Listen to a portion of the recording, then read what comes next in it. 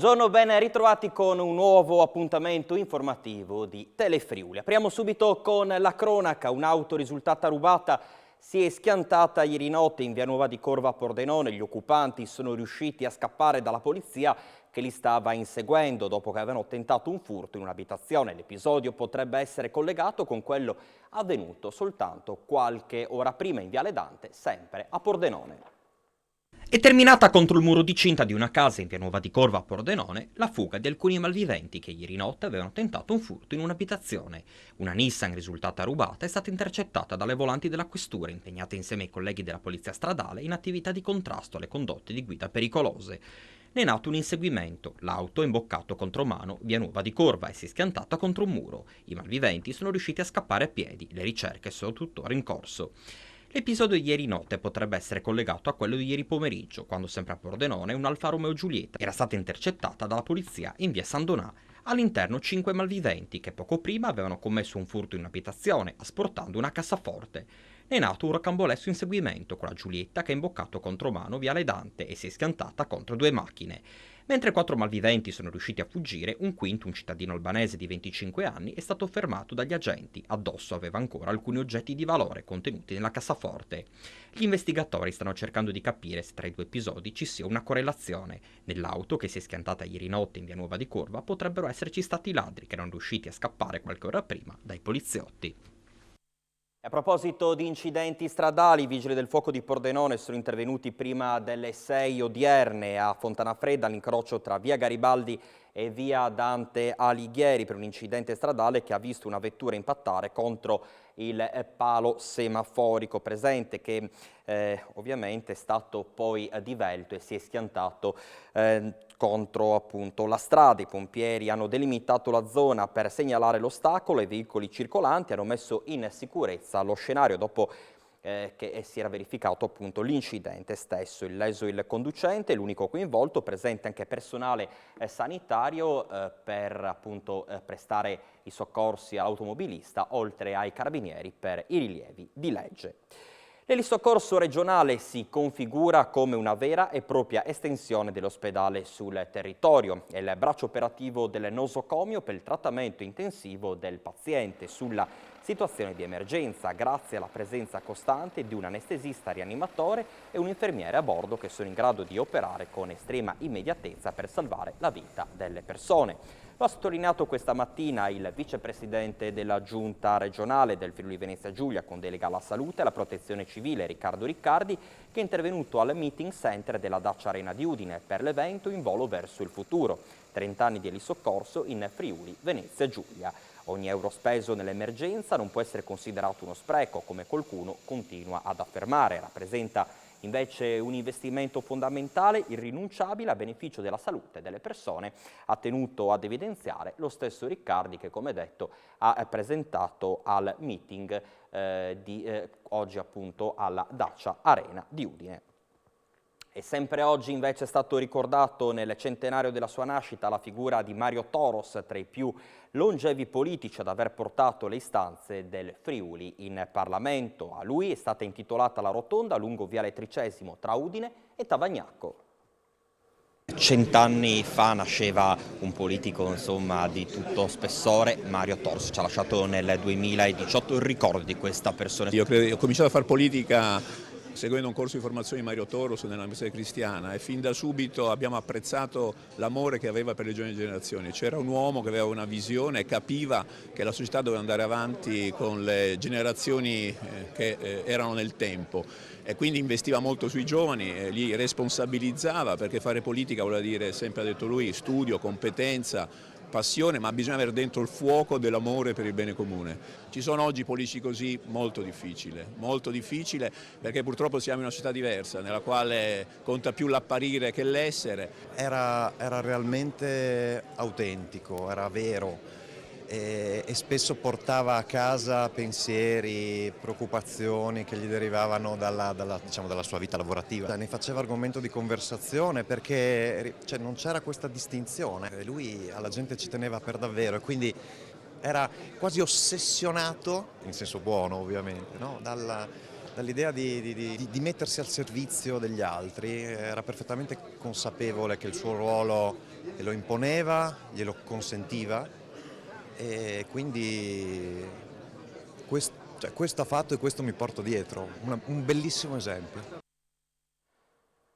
Le parti firmatarie ritengono che il contratto collettivo regionale di lavoro rappresenti un fondamentale strumento per il contenimento di possibili abusi, nonché di incentivazione delle imprese che rispettano la normativa contrattuale e legale. Le parti inoltre si pongono l'obiettivo di valorizzare i lavori dipendenti. Con questo spirito che è stato firmato in queste ore a Udine il contratto collettivo regionale di lavoro per i dipendenti delle imprese artigiane, piccole e medie imprese industriali e dei consorzi artigiani costituiti anche in forma cooperativa dell'edilizia e affini del Friuli Venezia Giulia. Il contratto è stato sottoscritto da Confartigianato del Friuli Venezia Giulia, rappresentato dal suo presidente Tilatti, e CNA Friuli Venezia Giulia per la parte datoriale, con Feneal Will, Filca Cisle e Fillea CGL per la parte sindacale. Il contratto è entrato in vigore il 1° dicembre con valenza triennale, interessa attualmente in Friuli Venezia Giulia 4.088 lavoratori impiegati in 1.111 imprese artigiane che hanno dipendenti sulle 6.000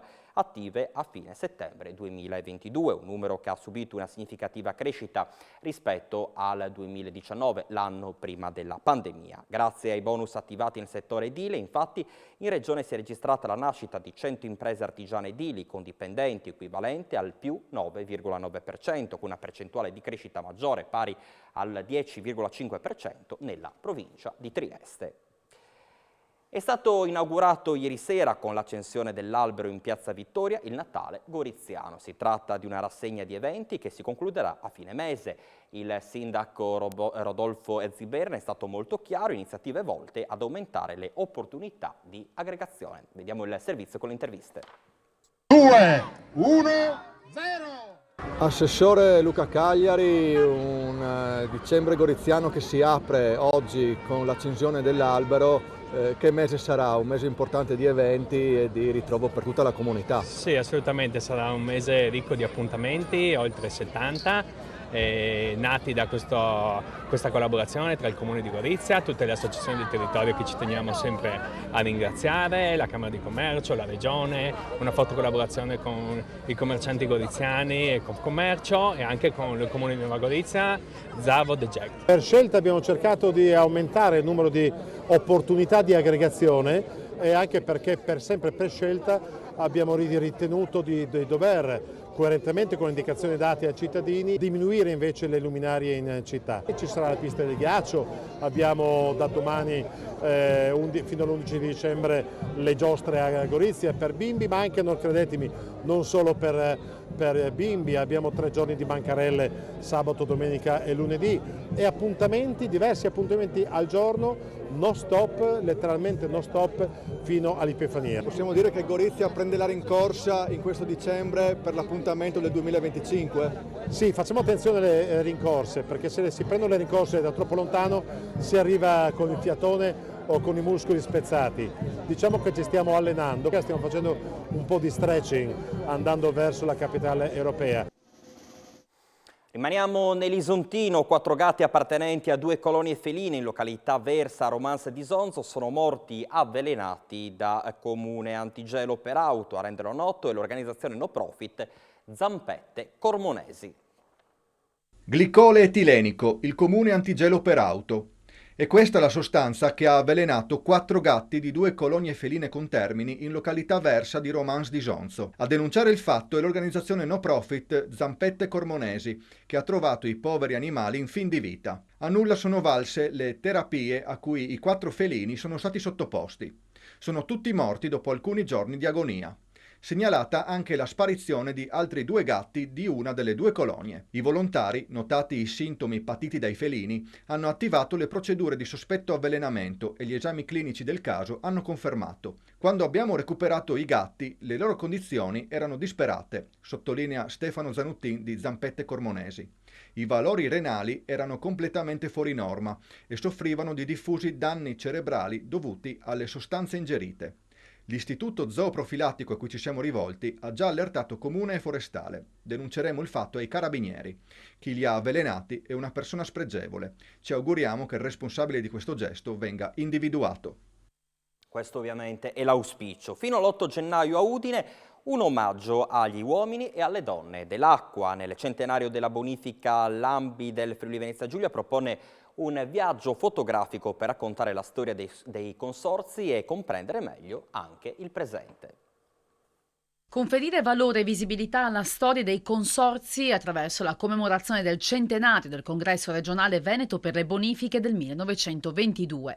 E questo l'obiettivo della mostra Leggere il passato per immaginare il futuro, uomini e donne dell'acqua, presso Chianive di Palazzo Mantica. Da domani un omaggio a chi in questi 100 anni è stato protagonista della bonifica. E anche dopo 100 anni, guardando il passato e guardando questi consorzi che nel 1933 con un regio decreto sono stati istituiti, possiamo guardare il passato proprio per capire il futuro, perché è vero che sinteticamente diciamo i consorzi di bonifica tolgono l'acqua dove ce n'è troppa e la portano dove ce n'è tanta, però adesso ci sono funzioni nuove, quindi legate alle bonifiche ambientali, legate ai dragaggi, legate alla produzione di energia, per cui si è molto ampliata tutta la platea dei consorzi di quello che loro fanno. Che cosa troveranno i visitatori? Troveranno 60 foto con anche dove ci sarà proprio la storia degli uomini e delle donne che su questi territori hanno lavorato, e dall'altra parte anche alcune strumentazioni che proprio raccontano questo. Oggi, a fronte di quelli che sono i cambiamenti climatici in atto, è ancora maggiormente necessario fare un ragionamento ulteriore, e quindi non è più sufficiente quella che è l'architettura attuale, ma è necessario innovarla per poter utilizzare quella risorsa idrica che è diventata sempre più preziosa e che andrà utilizzata con sempre maggiore efficienza, andando a eliminare completamente quelli che sono gli sprechi che con le tecnologie del tempo sono chiaramente impossibili da considerare ancora attuali, e dall'altro consentire alle produzioni anche di ampliare gli areali irrigati, però per fare questo bisogna assolutamente fare una conversione rispetto ai sistemi a massima efficienza della distribuzione in campo e non solo delle dorsali, che sono quelle che competono ai consorzi. Era questa la nostra ultima notizia, grazie per l'attenzione, ci rivediamo alle 19, intanto buon pranzo a tutti.